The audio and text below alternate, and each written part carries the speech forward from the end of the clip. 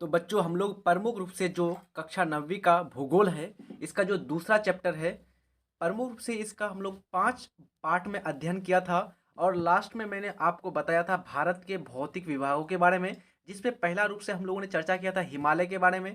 दूसरा में हम लोगों ने उत्तर का विशाल मैदान यानी कि जो सिंधु नदी, गंगा नदी, ब्रह्मपुत्र नदी के द्वारा बनाया जाता है।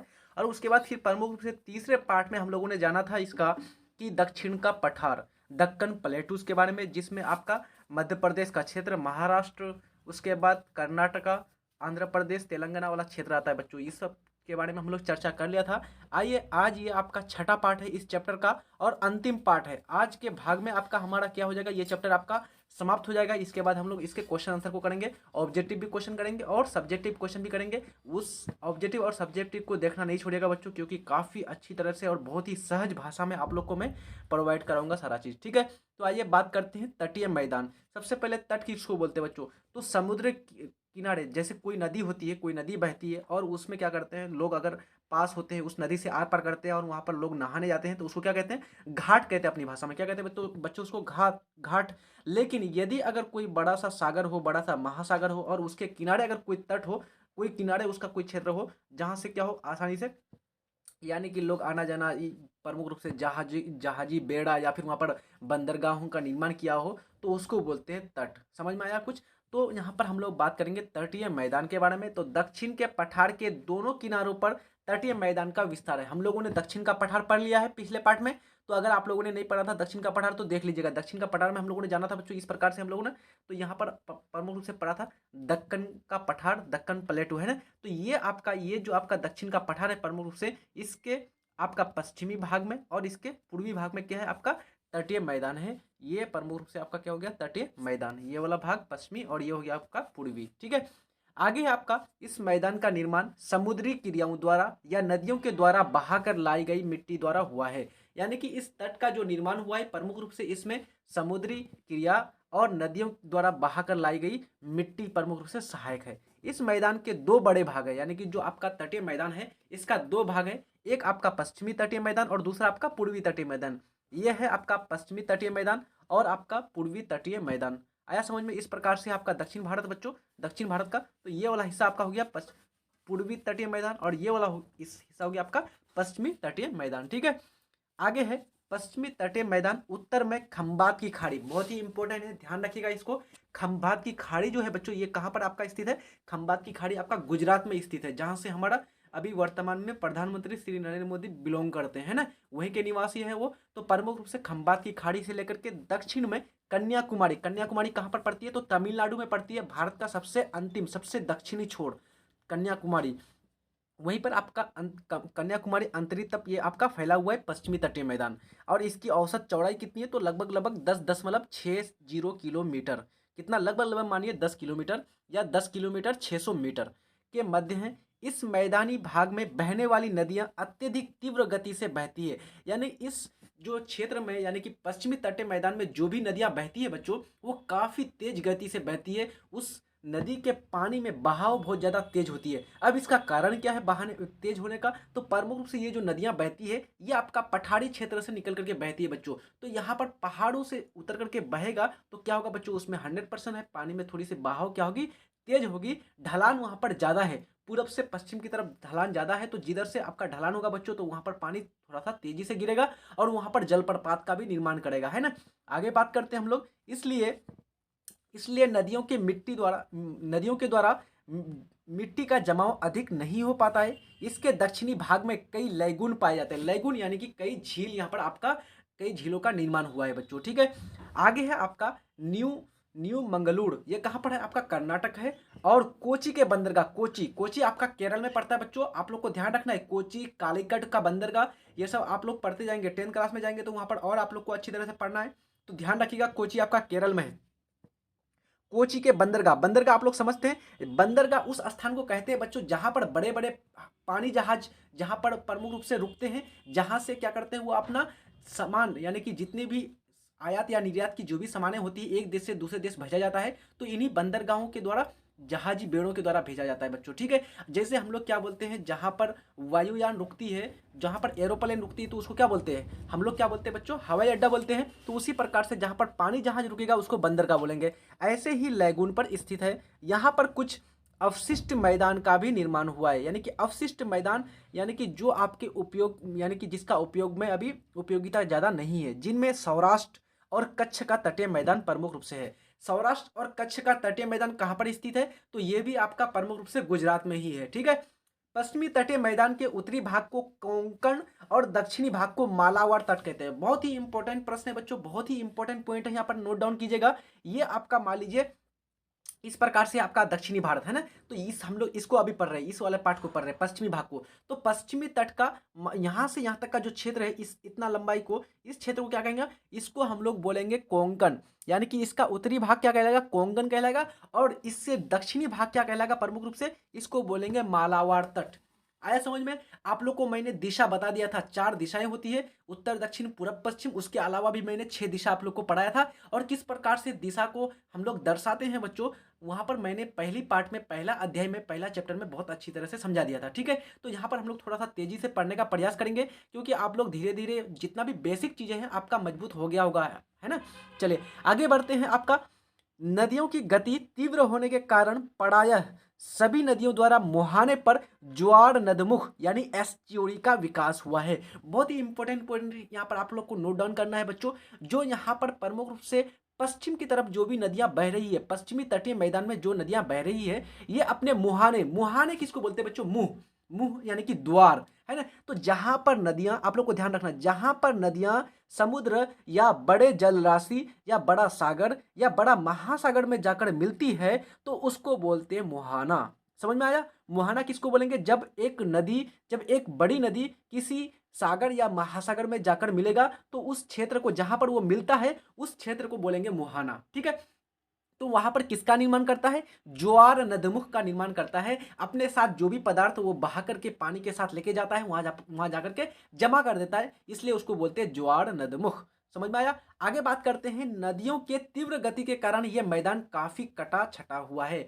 यानी कि जो पश्चिमी तटीय मैदान है बच्चों, ये बहुत ही कटा छटा हुआ है। क्यों, क्योंकि यहाँ पर नदियों के पानी में बहाव बहुत तेज होती है, और वो क्या करती है, अपने साथ क्षेत्र को काट करके लेके जाती है। जिस प्रकार से ये क्या हुआ, काफी कटा छटा हुआ, काफी उबड़ खाबड़ क्षेत्र है आपका, ठीक है।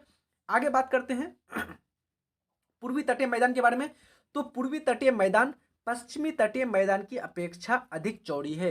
यानी कि जो आपका पूर्वी तटीय मैदान है बच्चों, ये आपका हो गया पूर्वी तटीय मैदान, तो इसकी जो चौड़ाई है पश्चिमी तटीय मैदान की तुलना में ज्यादा है। आया समझ में। इसकी चौड़ाई कितनी है, तो 160 से लेकर के 360 350 किलोमीटर। अब सोचिए बच्चों कितनी ज्यादा लंबाई है ना। जबकि हम लोगों ने पश्चिमी तटीय लंबाई कितनी पड़ी थी, तो यहाँ पर हम लोगों ने पढ़ा था 10 किलोमीटर, और इसकी लंबाई कितनी है, लगभग लगभग 160 से लेकर के 350 किलोमीटर। बहुत ज्यादा चौड़ाई होगी इसकी, है ना। आगे बात करते हैं, ये भाग उत्तर में गंगा के मुहाने से दक्षिण में कन्याकुमारी अंतरिप तक फैला हुआ है। यानी कि इस प्रकार से आती है बच्चों, जहां पर आपका गंगा नदी है, ये गंगा नदी इस प्रकार से प्रवेश करती है, बांग्लादेश में चली जाती है, पश्चिम बंगाल से होते हुए। तो यहाँ पर आपका ये गंगा नदी से शुरू होकर के कहाँ तक चली जाती है, सीधा सीधा इसका विस्तार तो तमिलनाडु के कन्याकुमारी अंतरीप तक। और यहाँ पर इसके बीच बहुत सारी नदियां भी बहती है, जैसे महानदी, गोदावरी, उसके बाद आपका कृष्णा, कावेरी, है ना। ये सारे नदियां आप लोग को मालूम होगा। आगे बात करते हैं हम लोग, ये भाग उत्तर में गंगा के मुहाने से शुरू होती है। इस मैदान का निचला भाग डेल्टा है। यानी इस मैदान का जो निचला भाग है, जो आपका प्रमुख रूप से सबसे सबसे सागर या फिर बंगाल की खाड़ी में जो सटा हुआ क्षेत्र है बच्चों, ये वाला जो क्षेत्र, ये कैसा है, गंगा यानी कि डेल्टाई क्षेत्र है। डेल्टाई क्षेत्र यहाँ पर प्रमुख रूप से सुंदरवन का डेल्टा का विकास हुआ है, जो आपके विश्व का सबसे बड़ी डेल्टा है। आया समझ में। और ऊपरी भाग अधिकांशतः नदियों के निक्षेप से बना है, नदियों द्वारा लाई गई मिट्टियों के द्वारा निर्माण हुआ है। इसके निचले भाग में महानदी, गोदावरी, कृष्णा, कावेरी आदि नदियों ने पठार के निचले भाग से अवसाद लेकर क्या किया है, वहां पर निक्षेपित किया है, यानी कि जमा किया है बच्चों, ठीक है। आप लोग जब घूमने के लिए जाएंगे बच्चों, तो महानदी आप लोग को देखने को मिलेगा, गोदावरी भी देखने को मिलेगा मध्य प्रदेश महाराष्ट्र वाले क्षेत्र में, जो छत्तीसगढ़ से होकर के जाती है सीधे सीधे पश्चिम ये बंगाल की खाड़ी की तरफ। कृष्णा कृष्णा नदी आप लोग महाराष्ट्र में देख सकते हैं। महाराष्ट्र में ये कृष्णा नदी मैं भी देख करके आया हूँ। आप लोग को भी जाने का मौका मिला तो जा सकते हैं, आप लोग वहाँ जा करके देख सकते हैं। ये जो नदियाँ हैं ये प्रमुख रूप से पठारों के बीच से होकर के बहती है। कावेरी नदी ये भी आपका प्रमुख रूप से कर्नाटक तमिलनाडु वाले क्षेत्र में बहती है। तो ये नदियाँ क्या करती है बच्चों, अपने साथ निक्षेप यानी कि अवसाद लेके जाती है और वो जमा कर देती है और मैदानी क्षेत्रों का निर्माण करता है। इस मैदान में तट के निकट फैले रेत रेत बोलते हैं बच्चों बालू को, ठीक है। फैले रेत के टीलों से घिरा हुआ छिछला लैगून निर्माण हुआ है। यानी कि छिछला बहुत ही कम पानी वाला झीलों का निर्माण किया है, जिसे क्या कहा गया, झील की संज्ञा दी गई है। इस तटीय मैदान के उत्तरी भाग में गोलकुंडा तट तथा दक्षिणी भाग में कोरोमंडल तट कहते हैं। यानी कि देखिए यहाँ पर हम लोगों ने प्रमुख रूप से जब घाट पश्चिमी तटीय मैदान पढ़ रहे थे वहां पर क्या बोला था मैंने आपको, तो याद कर, वहां पर मैंने आपको बताया था कोंकण, है ना, कोंकण तट और मालाबार तट। और इसमें क्या याद रखना है आपको, यहाँ पर दो तट याद रखना है, एक आपका गोलकुंडा का तट और दूसरा आपका कोरोमंडल। तो ऊपर वाला उत्तरी भाग जो होगा वो क्या कहलाएगा आपका गोलकुंडा, गोलकुंडा का तट, और दूसरा नीचे उससे क्या होगा कोरोमंडल तट कहलाएगा। समझ में आ गया। आगे बात करते हैं हम लोग बच्चों। यहाँ पर अगर आप लोग को झील देखनी है तो आपको उड़ीसा में देखने को मिलेगा एक झील जिसका नाम है चिल्का झील। कौन सा झील नाम है, चिल्का झील। और एक आपका आंध्र प्रदेश में है जिसका नाम है पुलिकट झील। क्या नाम है बच्चों, पुलिकट झील, जो आपका इसी प्रकार का लैगून झील है, ठीक है। आगे बात करते हैं हम लोग भारतीय मरुस्थल, यानी कि तटीय मैदान हमारा समाप्त हो गया। अब भारतीय मरुस्थल बात करेंगे, इसके बाद द्वीप समूह बात करेंगे, तो हमारा चैप्टर ये समाप्त हो जाएगा। आज ही हम लोग कंप्लीट कर देंगे, अन्यथा बहुत ही ज्यादा इसका पार्ट बन गया बच्चों। ये हम लोग छठा पार्ट पढ़ रहे हैं ना। तो बात करते हैं भारतीय मरुस्थल के बारे में। तो भारतीय मरुस्थल तो आप लोग को मालूम ही है इसका कि ये कहाँ पर इसका विस्तार हुआ है। तो प्रमुख रूप से भारत के पश्चिमी क्षेत्र, उत्तर पश्चिमी क्षेत्र, जो राजस्थान वाला क्षेत्र है। राजस्थान के पश्चिम में एक बड़ा शुष्क प्रदेश है। शुष्क प्रदेश किसको बोलते हैं, सूखा प्रदेश। जहां पर वर्षा अधिक नहीं होती हो, जहां पर ज्यादा नदियां नहीं हो, उसको बोलते हैं शुष्क प्रदेश। जहां पर अधिक फसलें नहीं उपजाई जाती हो, ठीक है, जिसे भारतीय मरुस्थल कहते हैं या फिर राजस्थान का मरुस्थल कहा जाता है। ठीक है बच्चों, आगे है, ये 644 किलोमीटर लंबा और 160 किलोमीटर चौड़ा है। यानी कि जो आपका भारत का मरुस्थल है जिसका नाम क्या है, थार मरुस्थल, इसकी लंबाई कितनी है 644 किलोमीटर, चौड़ाई कितनी है 160 किलोमीटर। और इसका कुल जो क्षेत्रफल है बच्चों लगभग लगभग कितना है 1,04,000 वर्ग किलोमीटर है। और यह प्रायः शुष्क जलवायु वाला क्षेत्र है। शुष्क जलवायु वाला क्षेत्र समझ में आ गया आप लोग को, यानी कि वर्षा बहुत कम होती है, अधिक फसलें नहीं उपजाई जाती है, यहाँ पर कांटे वाले जो है पौधे ज्यादा पाए जाते हैं, ठीक है। याद रखना बच्चों, जो भी बालू वाला क्षेत्र होगा, शुष्क क्षेत्र होगा, तो वहां पर प्रमुख से कटीले पौधे, कटीले झाड़ी यानी कि कांटे वाले पदार्थ, ये पौधे ज्यादा पाए जाएंगे, ठीक है। यहाँ पर वर्षा 15 सेंटीमीटर से भी कम होती है। अब सोचिए बच्चों 15 सेंटीमीटर कितना कम वर्षा, जबकि आपका मेघालय में या फिर बिहार वाले क्षेत्र में कितना होता है 150 सेंटीमीटर वर्षा होती है, औसत वर्षा। बरसात के मौसम में कुछ नदियां नजर आती है जो कि कुछ समय के बाद बालू में क्या हो जाती है, विलीन हो जाती है, यानी कि गायब हो जाती है। बरसात का मौसम आने से कुछ नदियां आपको दिखेंगी, लेकिन जैसे ही बरसात का मौसम समाप्त हो जाएगा प्रमुख रूप से वो नदियां जो है बालू उसको सोख लेगी और उसमें गायब हो जाएगा नदियां, पता भी नहीं चलेगा कि यहाँ पर नदियां हैं, कोई नदी है। यहाँ बालू के टिब्बों एवं बरखान का विस्तार बहुत अधिक है। यहाँ की एकमात्र बड़ी नदी है लूनी नदी। बहुत ही इंपॉर्टेंट है बच्चों, काफी इंपॉर्टेंट है। आप लोग को पूछा जाता है कि प्रमुख रूप से आपको पूछा जाता है कि राजस्थान या फिर आपका मरुस्थल की सबसे बड़ी नदी कौन सी है, तो आपको याद रखना है लूनी नदी बच्चों। कौन सी नदी है, लूनी नदी। आगे है, यह भारत में अंतः प्रवाह की सबसे लंबी नदी है। यह भारत की क्या है बच्चों, अंतः प्रवाह की सबसे लंबी नदी है, यानी कि सिर्फ और सिर्फ ये भारत में बहती है, भारत के अंदर बहती है, किसी दूसरे देश में नहीं जाती है, ठीक है। इस नदी का अंत अंत जो होता है कच्छ के रण में होता है। कच्छ का रण कहाँ पर स्थित है, तो गुजरात में स्थित है। ये नदी प्रमुख रूप से राजस्थान से ऐसे करके गुजरात में जाकर के ये आपका अरब सागर क्षेत्र आता है, वहां पर जाकर के मिल जाती है। आगे है द्वीप समूह, हमारा हो गया प्रमुख रूप से मरुस्थल। तो अब बात करते हैं हम लोग द्वीप समूह के बारे में। सबसे पहले आप लोग समझिए बच्चों द्वीप किसको कहते हैं, द्वीप किसको बोलते हैं। तो कहते हैं जब जब क्या हो, चारों तरफ से पानी हो और उस पानी के बीच में एक क्या हो, छोटा सा भूमि का टुकड़ा हो, भूमि का सूखा हुआ क्षेत्र हो, उसको बोलते हैं हम लोग द्वीप। यानी कि चारों ओर से जल से घिरा हुआ स्थल का भाग क्या कहलाता है, द्वीप कहलाता है।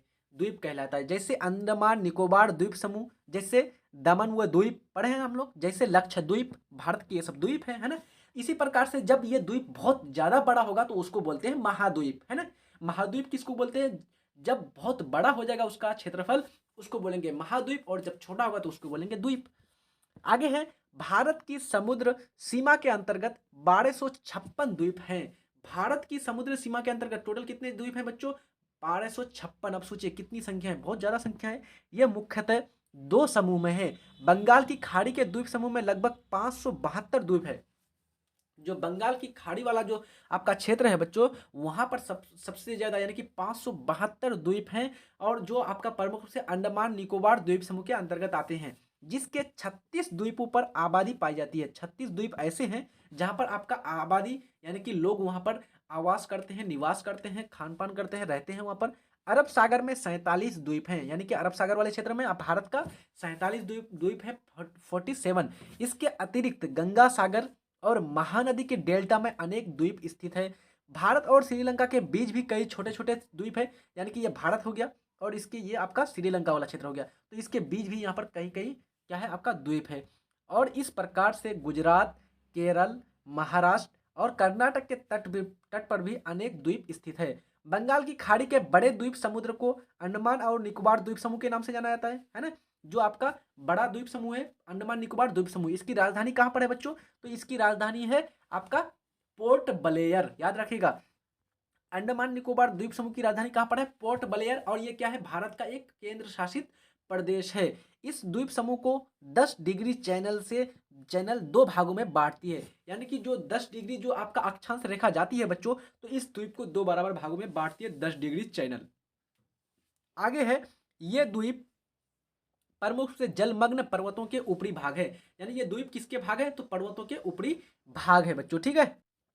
आगे है, भारत का सबसे दक्षिणी बिंदु इंदिरा पॉइंट, यानी कि हमने पहले आपको पढ़ाया था, पहला चैप्टर में पढ़ाया था, भारत का सबसे दक्षिणतम बिंदु कौन सा है? इंदिरा पॉइंट। ये कितना डिग्री है? तो 6 डिग्री 30 मिनट उत्तरी अक्षांश। और ये कहाँ पर स्थित है? ये भी आपका अंडमान निकोबार द्वीप समूह में है, जो आपका क्या हो गया था 2004 में आपका सुनामी के कारण पूर्णतः उसमें डूब गया था, पानी में डूब गया था बच्चों 2004 में, ठीक है। लेकिन ये जो इंदिरा पॉइंट है अभी आपका डूबा हुआ नहीं है। क्यों? क्योंकि उस समय सुनामी आती है या बाढ़ आता है बच्चों, तो बाढ़ क्या हमेशा रह जाता पानी गांव में? नहीं ना, वो तो वापस भी चला जाता है। तो उस प्रकार से 2004 में डूब गया था, किंतु अभी वो मतलब कि दिखाई देता है, किंतु फिर ये अपनी पूर्व स्थिति में प्रकट हो गया है, यानी कि फिर से वो वैसा सूखा क्षेत्र हो गया है, ठीक है।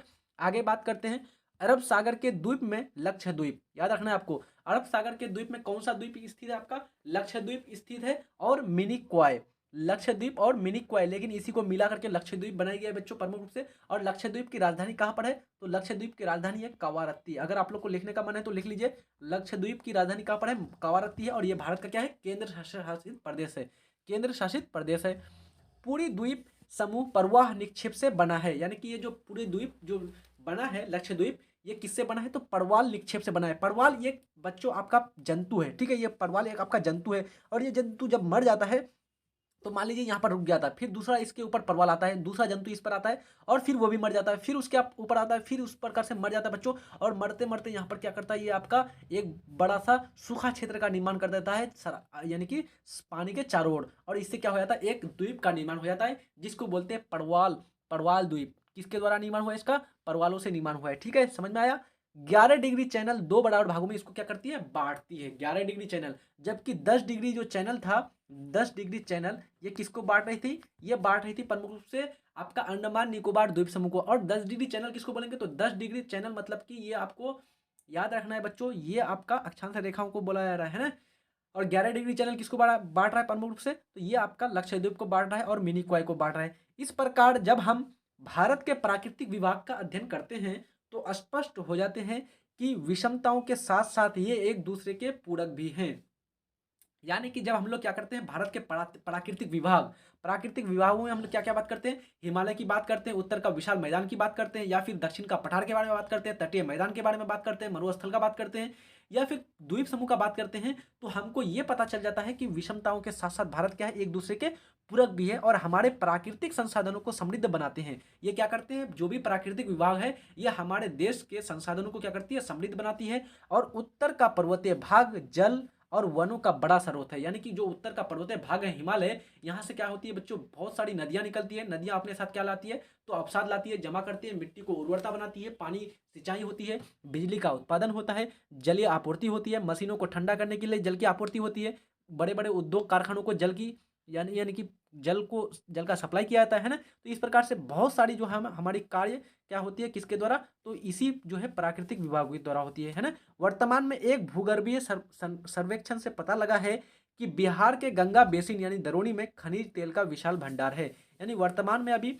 जो है प्रमुख रूप से भूगर्भीय सर्वेक्षण हुआ है, और जिससे क्या पता चला है कि बिहार का जो गंगा बेसिन है, गंगा बेसिन वाला जो क्षेत्र है, यहाँ पर क्या है, खनिज तेल का एक भंडार है। इसके अतिरिक्त विशाल मैदान प्राचीन सभ्यताओं के विकास का भी आधार रहा है। और ये विशाल मैदान क्या है, प्रमुख रूप से उत्तर का जो विशाल मैदान है, ये आपका प्राचीन, बहुत ही पहले पुराने जमाने के बहुत सारे सभ्यता यहाँ पर विकसित हुए। जैसे आपका सिंधु घाटी सभ्यता, वैदिक सभ्यता, उत्तर वैदिक सभ्यता है ना। ये तो आप लोग जानते होंगे बच्चों, हिस्ट्री में पढ़े हैं, नहीं पढ़े हैं तो टेंशन नहीं लीजिए, मैं आप लोग को सारा चीज़ पढ़ा दूंगा, ठीक है।